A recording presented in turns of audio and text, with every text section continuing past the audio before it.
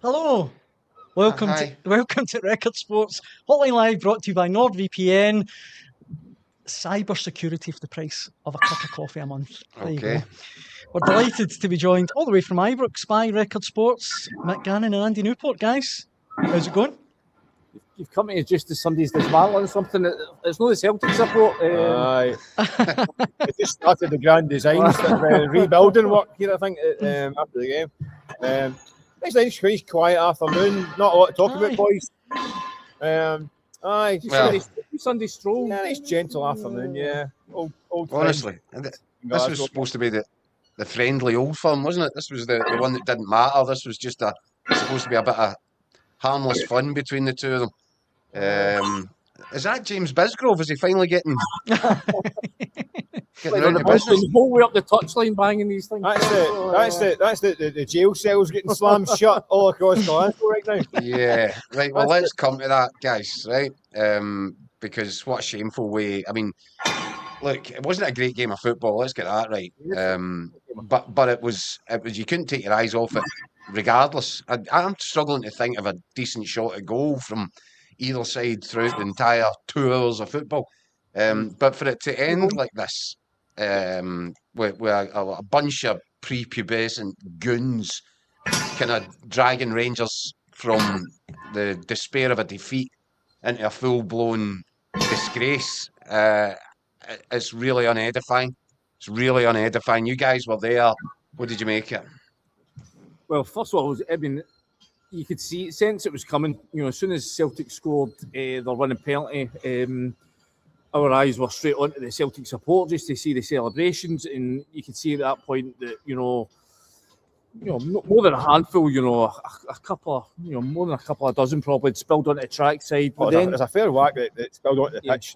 Then onto the pitch, and then one or two gestures, waves, made it hope support, and that was all the invitation that a lot of the Rangers fans needed. It seemed initially that the security, the police had managed to hold back that sort of first attempts, but then out of nowhere, you then had, as you can see from the pictures, dozens and dozens and dozens of fans, and at that point, I must admit, I feared the worst. I thought this could really kick off. This could become. I mean, look at that! Look at that clown throwing a flare in. I think the police, the stewards, deserve a huge amount of credit. They did their best to, once it got to that point, to get, as you say, these louts off the pitch. But this is a shameful day of Scottish football. I was there in 2016 at Hampden when we saw sort of similar scenes.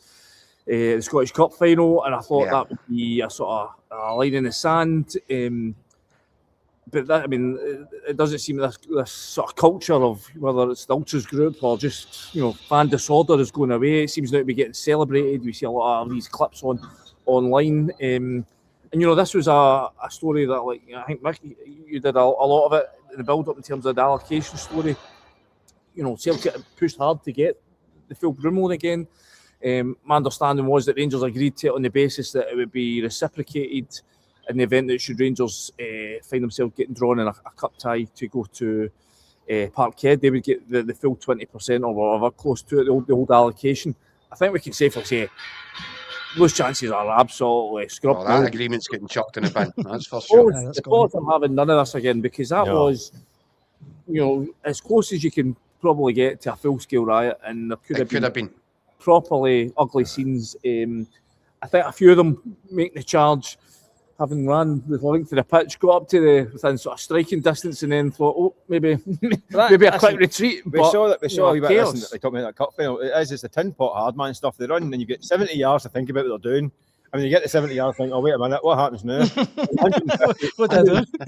150 cops and 7,000 Celtic fans in front of me. Maybe that's not the best idea.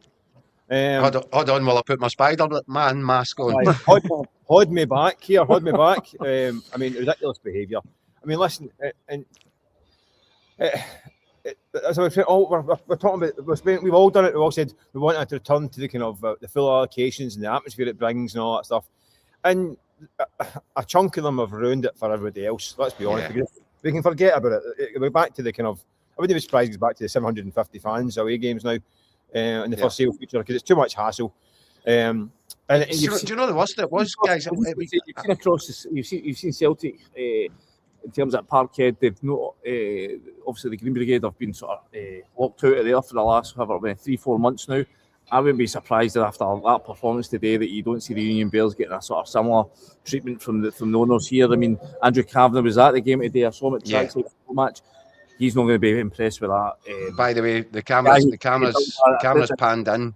Yeah. The camera's panned in on Andrew Kavanagh, and he was standing in the director's box, and his face was just aghast. Yeah, I mean, I think he was horrified with what he was seeing.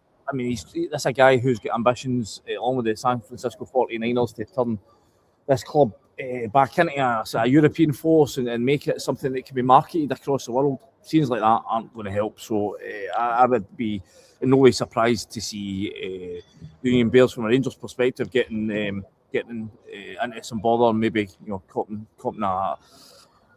some sort of ban or something like that, just in the summer. Quite right too. Yeah, right too. And by the way, the cops should be all over this. The cops should be all over this, trying to identify these wee neds and get them banned. Football banning orders, get them out. Because it's just sickening behaviour. And by the way, there's young kids that are there, and I'm not talking about the ones with the Spider-Man mask. There's young kids there. That's a terrifying experience for people. And I'm sure Andrew Kavanagh and the American whole sport and culture is built around designing, like, it's a day out for the family. That is just sheer thuggery. And by the way, there will be ramifications, and there should be ramifications for it.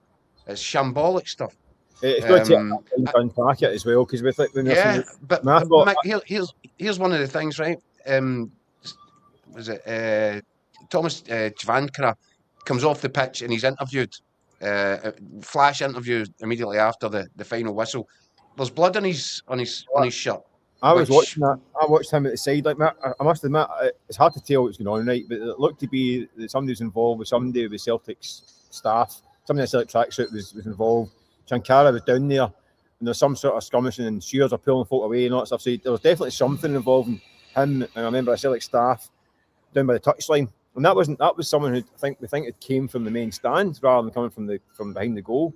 So I say, and then there's also reports we're hearing about certain things, the graffiti and broken chairs in the Broom Lawn as well. Certainly, there were this is going to be one that's going to be taking a long time to unravel. We're going to be getting an absolute avalanche of statements eventually and investigations, and you think, I was watching it unfolding, and I kept thinking, and someone mentioned after the game, before my time, but the footage of the 80 Cup final, and the Arsenal person going, and here comes the horses. Now here's the horses.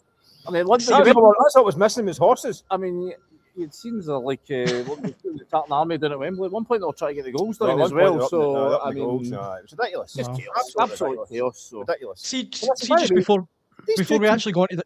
Sorry, go on, Mick. These two teams meet about 6 times a season, and they're going to have a bit of chill at some point, these fans. I mean, they do this a lot. It's not the first time in 100 years they've faced each other. They play each other 6 games a season practically, and they can't behave. It's ridiculous. But listen, before we actually talk about the football, we've got tons of comments. Was it football? There's tons of comments coming in. If you're watching at home, feel free to get involved in the conversation. Let us know what you thought of today's game. McKenna, who's a big Hearts fan, says, dock them both 10 points each. Call the league. But Marzuno says, pitch invasions, object throwing has become commonplace last few years. SFA's let it get out of control. Disaster waiting to happen.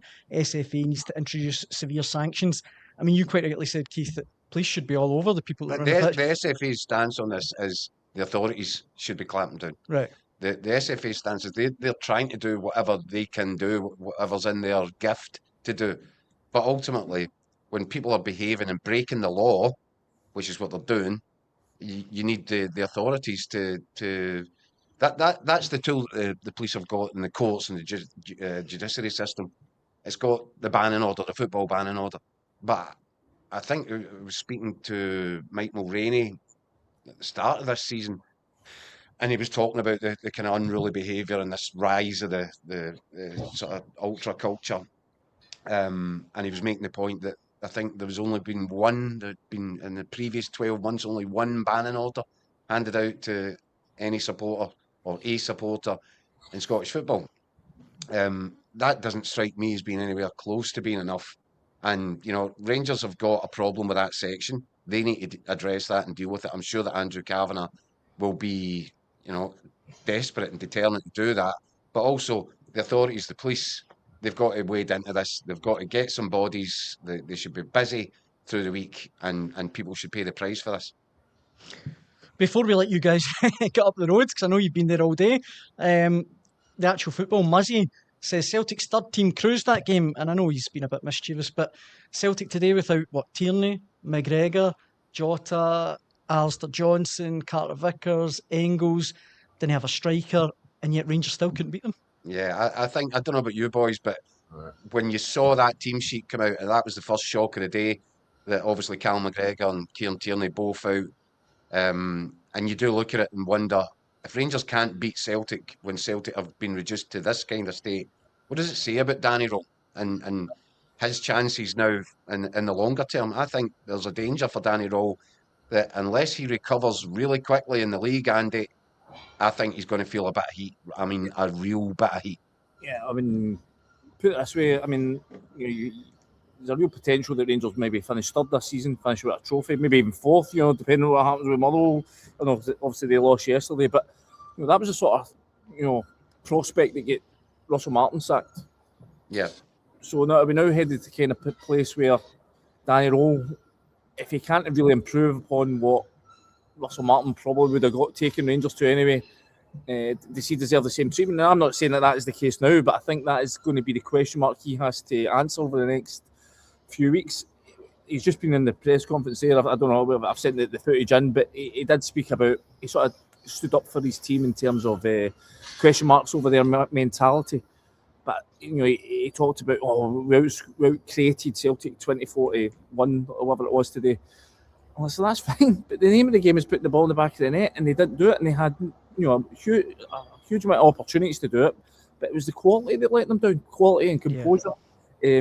I didn't think they went sort of the full throttle way that they went last week. They sort of picked and chose their moments when to apply pressure, but when they had chances, they crumble, and that has been the criticism of this team for weeks now. They did so well to get themselves back into a position to be within striking distance of Hearts and Celtic, but when that's fine. It's fine to do that when you're out of the title race, but they're now into the title race, and then that's when the real strain and pressure comes back on, and that's when this team its nerve folds. So unless he can find a way to somehow rescue a pretty perilous position right now, I think he will have more scrutiny to face. I mean, it's now 3 wins out of the last 9 games. I mean, I think what we can say is that the honeymoon period for Danny Rowe is over, and now he's get some proper work to be getting on with, because if he doesn't, then I think you'll see him going into the season up facing the same kind of scrutiny that Russell Martin got at the beginning of the year.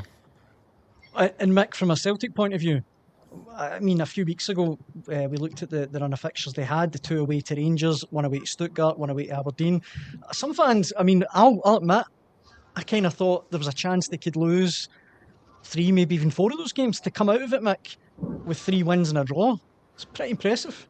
Listen, we spoke on this show saying this period was potentially the end of Celtic season in terms of the league title race, European hopes, and Scottish Cup. They could literally be heading into Glasgow tonight for the end of the season party. Instead, they've come through 4 away games with 3 wins and a draw. Obviously, they're out of Europe. However, they're now at the semi-finals of the Scottish Cup. Probably favourites to win the Scottish Cup, you've got to say. Although I don't think it's a given. And still in the hunt for the league, albeit up against it. It's remarkable, really, when you think about how poor this Celtic team is and how many players are missing. I mean, Neil knows it. I mean, he's working with limited resources. He's managed today. I mean, listen, it wasn't a vintage Celtic performance by any stretch of imagination. But what it was a really determined defensive display. And actually, there's something to admire about it. And I thought Austin Trusty... Some heroic performers in the Celtic backline, Matt. I thought Austin Trusty was immense. I thought Benjamin Arthur alongside him was very good as well. Till he tired. I thought Dave Murray came on. I mean, fair play to the kid. I mean, last week, Rickett here last week, but recovered from it during the game. I thought he was outstanding from the bench. Outstanding. Yeah, I thought he was good. Skills at left back. And again, I mean, really, it's back to the wall stuff, and it wasn't pretty, but it was determined, it was brave. And you're talking about things like Bottle. That is pure Bottle and determination. The goalkeeper as well. I mean, Sinisalos came in. By the way, some difference with a goalkeeper come and take cross balls. Yeah. I was going to say that, Mick. I know he didn't do anything spectacular, but He didn't have to. it felt safe. He was coming taking cross balls. He was coming punching. He was commanding 6-yard box. He came off his line a few times for balls over the top. To win. I mean, one that was Oxlade Chamberlain, I think, sold him short, and the ball got played through the top, and he raced out and he kind of blocked it. And you think it's a big difference having a goalie that can do that. That's no disrespect to Casper Schmeichel, which is a different kind of keeper, but it did help Celtic, and it created a bit of calm, and it meant they could withstand periods of pressure. Listen, you've got to say Rangers didn't do enough with the ball in the final third to create that, to do him that pressure. And the goalie's not They really. had all the ball and they had no quality, Mick. They had all the ball, they had no quality. And it's almost like with the two up top, it's almost like a human battering ram approach in these games against Celtic. But if you don't have the subtlety, if you can't cut people open, I just thought they were blunt through. They never actually looked like scum, despite having all the ball and absolutely bombarding Celtic. I mean, there were parts where they were pummeling Celtic for long spells, but they never looked like having the quality in the final third. Again, I'm going to bring up two players, Skov Olsen, Andy, who was supposed to be brought to the club to be a difference maker. There's nothing there. And then Mick, I don't know if we'll ever see Joel Mavuka again in a Celtic shirt. That was, I mean, we didn't. The bar was set low, but oh dearie me. And by the way, Chavan Chara as well. Yeah, I mean, come on. No, I don't. Listen, I don't have too disparaging the black lad, right? But you would think Mavuka won a raffle ticket. I mean, I'm not being funny, right? He must have had about 12 touches of the ball, and I don't think any of them were clean at any point in time. It was actually, I mean, listen, you've got to get a guy a chance to up to speed, and he's a little bit rusty. But oh dear. I mean, that's like, he looked like the guy like, I've got nothing about the 5s. I'll bring a mate from my work to the 5-a-sides. The boy, I've seen a football before. I mean, unbelievably. I mean, if it's Celtic, well, that's practically one or two men down at times this game. As for Skov Olsen, I wrote a piece this week saying, listen, Rangers got a big decision to make whether to push the button on this £8 million deal at the end of the season. I don't think there's a decision to be made right now. I don't think it looks like £8 million would be wasted, frankly. So, I mean, and I think for him, I mean, I asked the question of Peter Lovenkrands this week when I was speaking to him, is this a long-term decline? Is this him, his career now starting to nosedive a wee bit? And he shrugged it off. But you're now looking, this has been the best part of over a year that his performance levels have been certainly on the wane. So he's shown no sign that of any real spark. So I think from Rangers' point of view, I think that's a deal that they might just be quietly just sticking in a drawer somewhere and hoping it goes away. Guys, massively appreciate you coming to Hotline Live. I know you need to get up the road and you have been... I can say, Keith, I was actually with the guys earlier. They've been up to their eyes in work, so massively appreciate it. Well, that's been an eye-opener for you to see guys doing a real job. See people working out. And you've got to see how the magic happens. No, thanks very much, guys. Massively appreciated. Thanks so much. Cheers, boys. See you later, guys. Cheers, guys. Safe travels up the road. Mick and Andy there. Legends for coming on. Tons of comments coming in, Keith. A couple of them, actually more than a couple. Mark says Raw looked like he'd had enough during his interview. I think we've got a wee bit of post-match footage from both managers. Let's see it. Let's have a listen. Martin, a fantastic result, but overshadowed, I guess, by the scenes at the end. What did you make of it all, and how disappointing was it to see the game end in that fashion? Well, it was in a big derby game. I think there was a lot of jubilation at us winning. Obviously, the fans spilled over. I thought that, I suppose it's very difficult to quell that if that's the case. I don't know. But I thought that might have been, maybe it should be the first question, maybe it shouldn't be. I thought it might be your third question. I just thought that the team were absolutely fantastic. Fantastic. We were fourth game in 10 days. We're absolutely out on our feet. We defended magnificently for long periods of the game, and eventually came through. Just from a Celtic point of view, can I check all of your players and staff are all safe, all okay, everyone made it back? I think as we were making our way back, I think there was some sort of fracas. Somebody tried to get on the field, and I think I don't know. All I saw was there was a bit of a scrum down at the bottom. And as you say, it's, maybe it does taint proceedings, but I think that there's an element of self-protection in that one. So if that's the case, please, I'm making judgments here and things that I only half saw. So, but from my viewpoint, it was a great win for us. We were under pressure during the course of the game, as you would expect. Which was very strong. We've had the full week to go at it. We've had to travel to Aberdeen, our 4th away game in 10 days. It was a fantastic effort by the players. Really, really fantastic. Considering the tension around this game and the fact that there's so many more Celtic fans than previously, was there any discussion between yourself and the security staff about removing the players? Because the players were on for a long, long time. Well, no, I don't think there was any the security men, with in fairness to them, were wanting to get people off.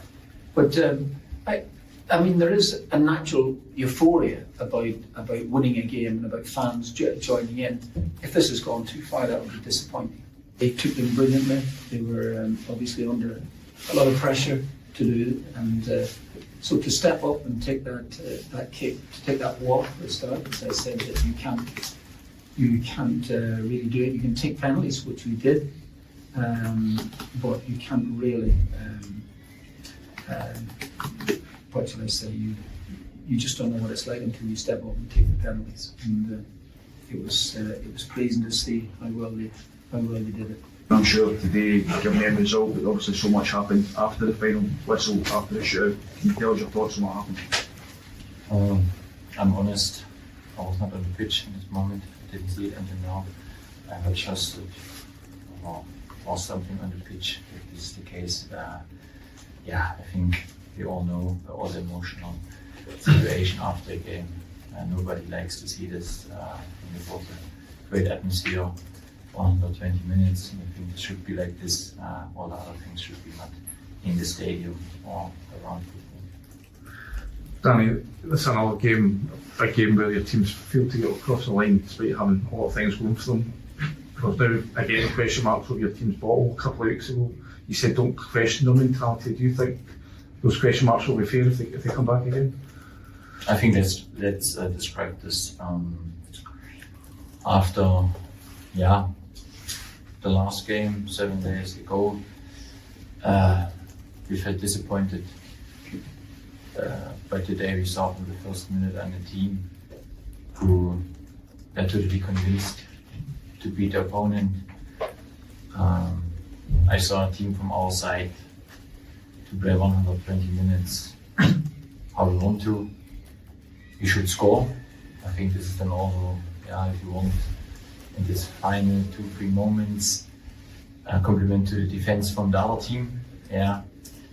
But when you have 24 to 1 shot, and you create so many great opportunities, then I must say I'm proud of my group, how we played football. I know football is about a result. You get nothing today again from this game, but when I take the 50 minutes last week and today the 120 minutes, then I see a lot of positive things. Obviously, this will be a bitter disappointment to your team.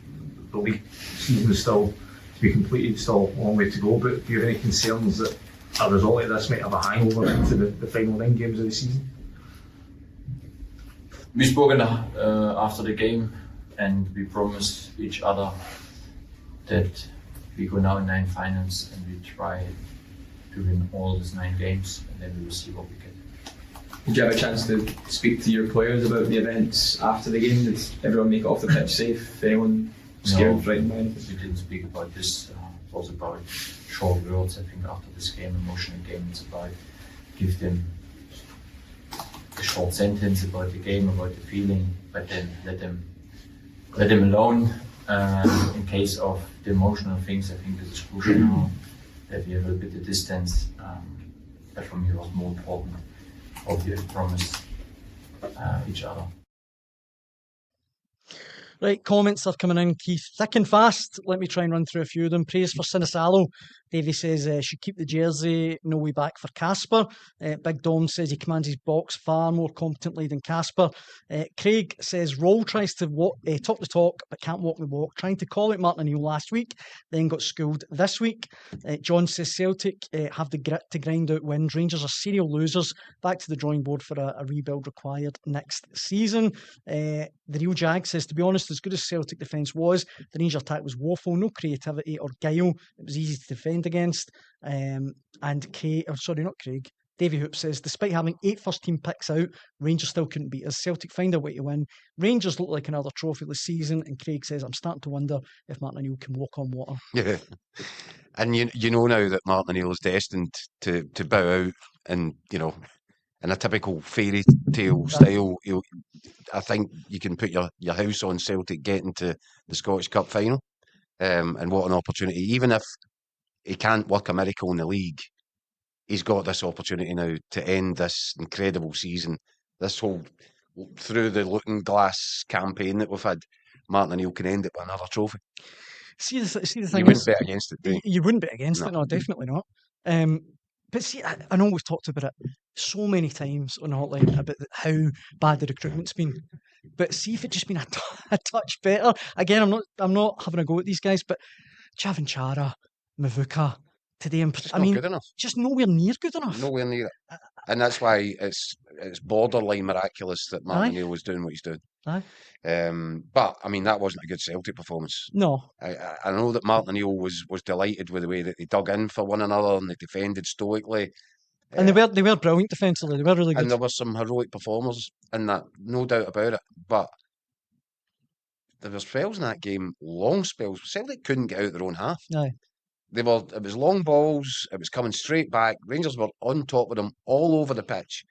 I thought Hatate put in a real kind of dogged shift in the middle of the pitch, and Maida as well. In terms of the stuff that he was doing, as you always get with him, closing people down, getting back the way to help out defensively. You can see O'Neill's brought them back a wee bit. You can see he's talked to them and got them trying again. Well, they were certainly dialed into that fixture today, but they had no impact at the other end of the pitch.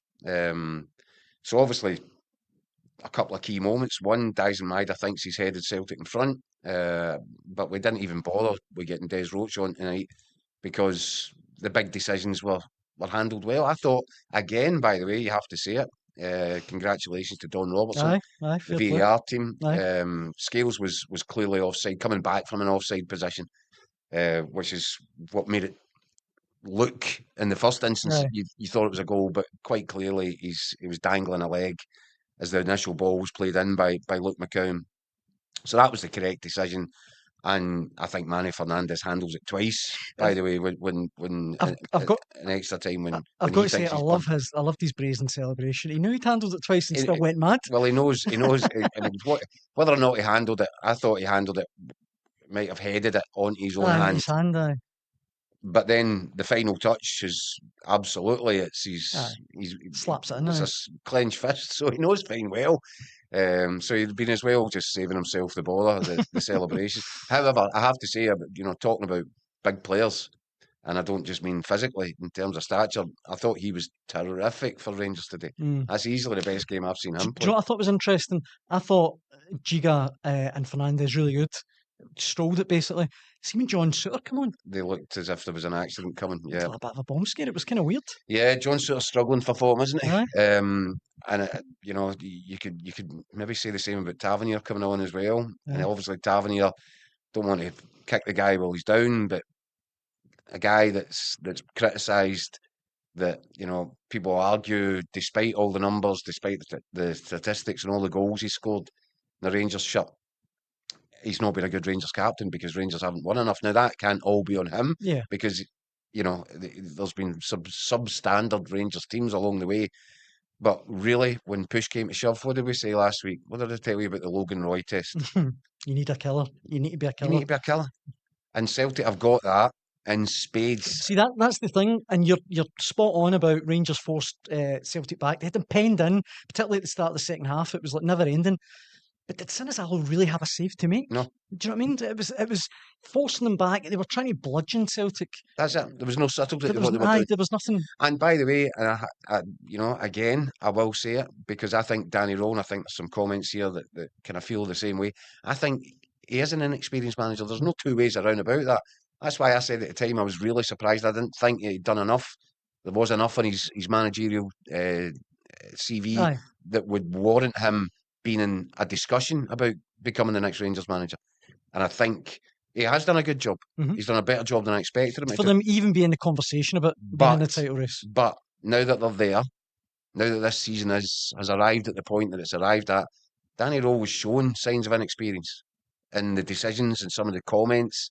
And I felt today, again, and not for the first time, his substitutions made Rangers less effective than they were.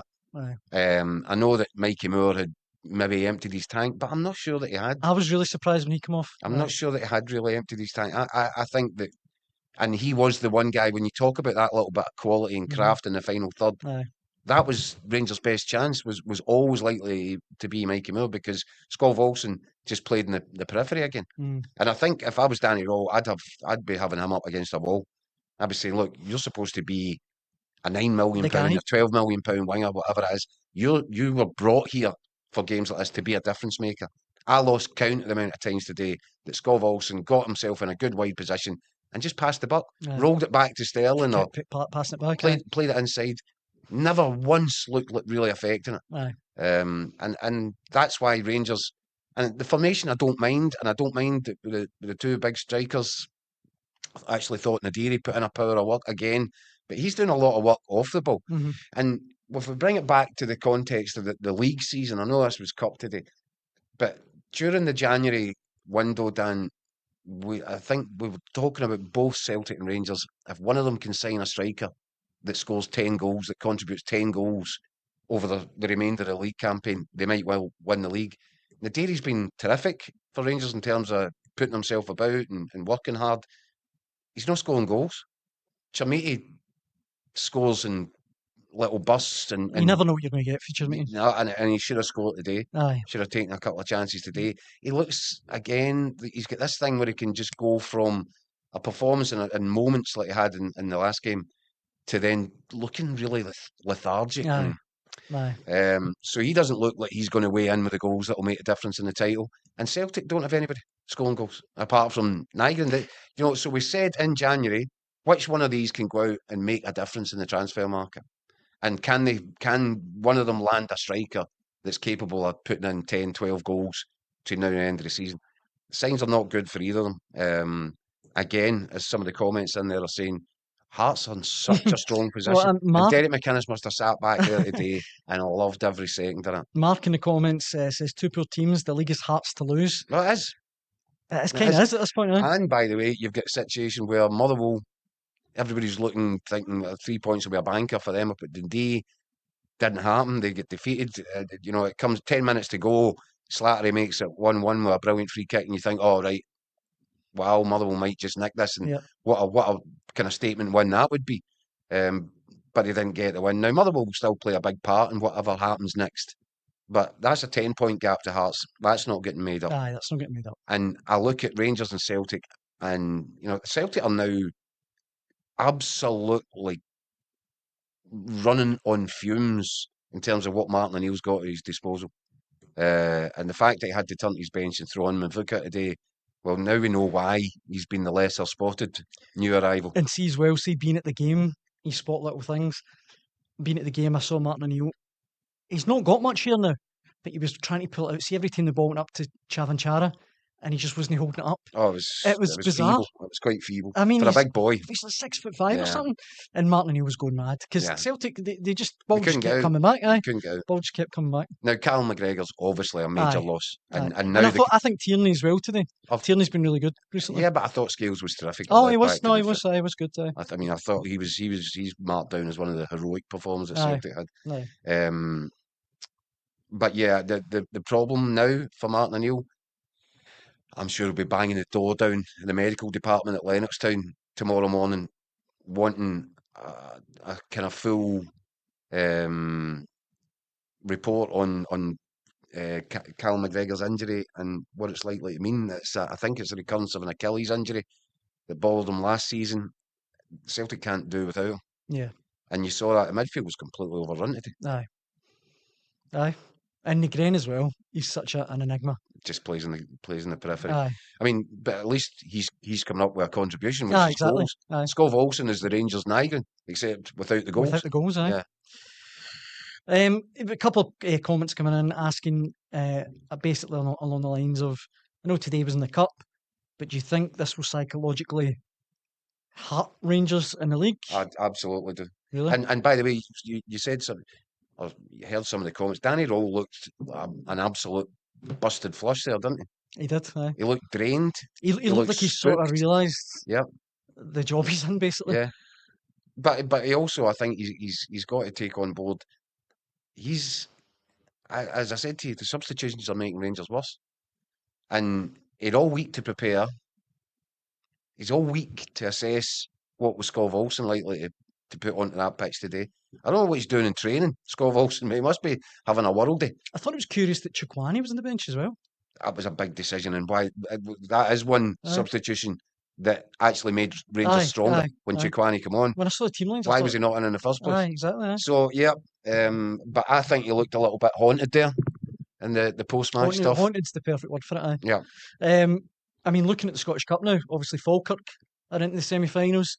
Dunfermline, huge win. Over Hold on, Dan.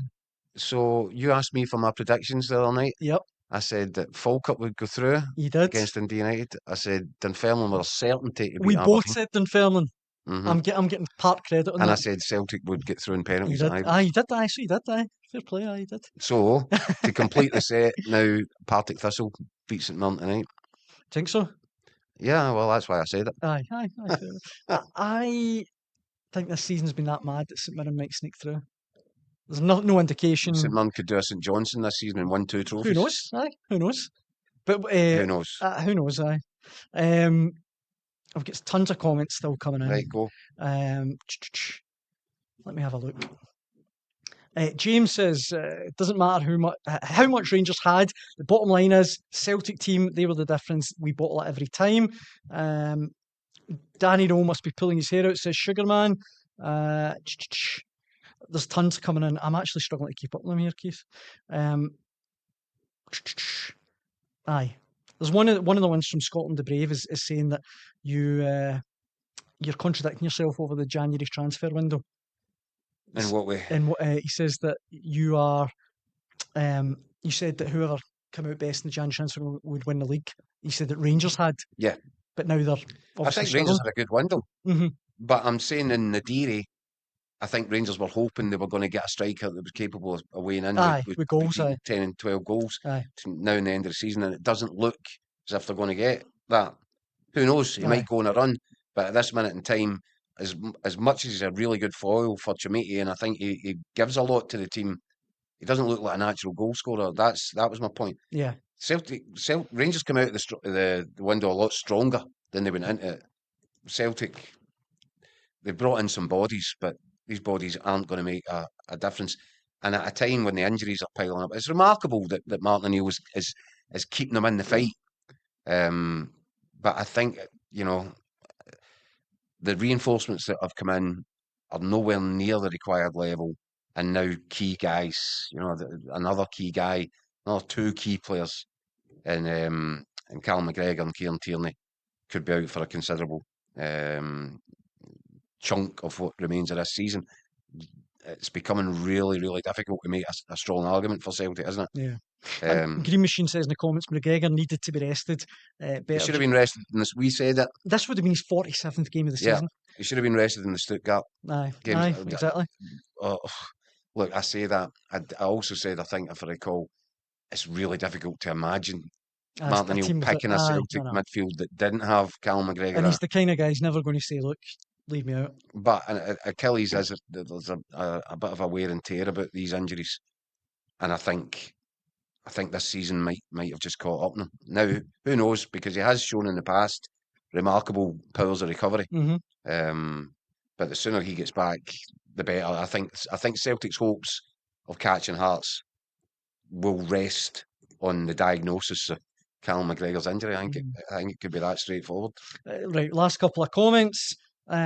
Sean says, can a Rangers manager come back from 2 massive failures in a week after his comments about Celtic v Stuttgart?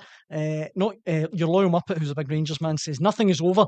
Rangers have dominated both games more or less, apart from the first game, second half. So don't write us off yet. There's points to drop and win still. 100%. Nobody's writing anybody off. But what I would say is that Danny Rowe looked absolutely spooked out by what he saw today. It's going to take him a bit of time to recover from that. It's going to take his team a bit of time to recover from that.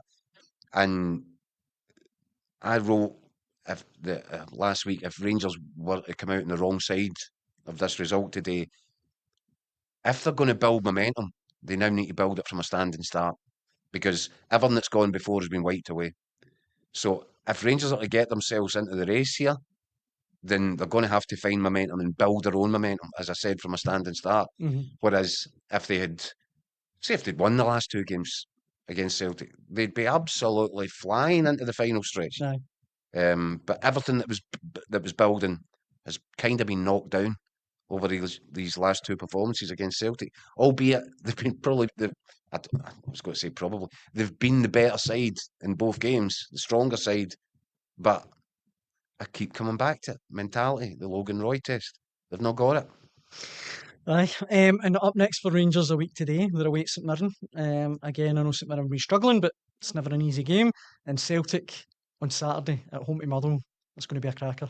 Yeah, I worry for Celtic in that game. Really? Yeah. Well, you should, just to jump in, Michael says that O'Neill said after the game that Tierney could have played 30 minutes today. It's not an injury concern for next week, so that's a boost for them. Well, that is a boost. Sorry, I didn't hear that. But, it's going to be a tough game. I'm not sure, though. I'm not sure, because why wasn't he on the bench then? Good point, aye. And be careful just with listening to messages. Celtic won't want anybody to think that Cal McGregor might be a casualty for a while here.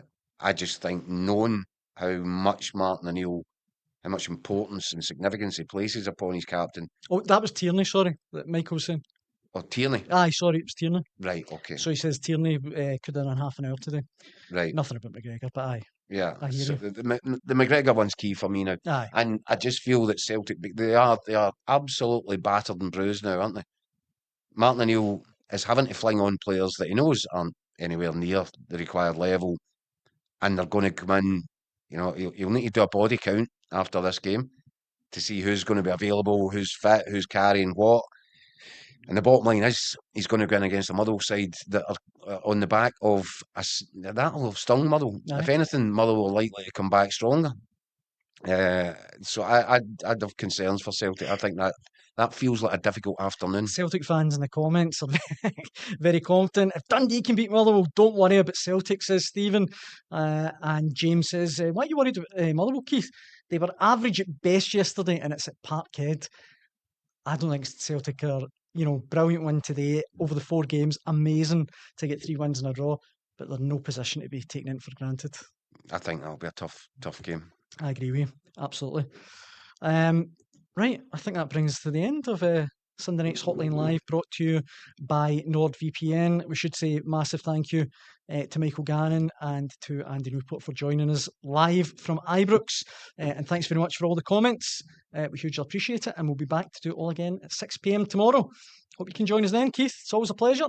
Cheers, Dan. Stay safe. You too. You too. Thanks for watching.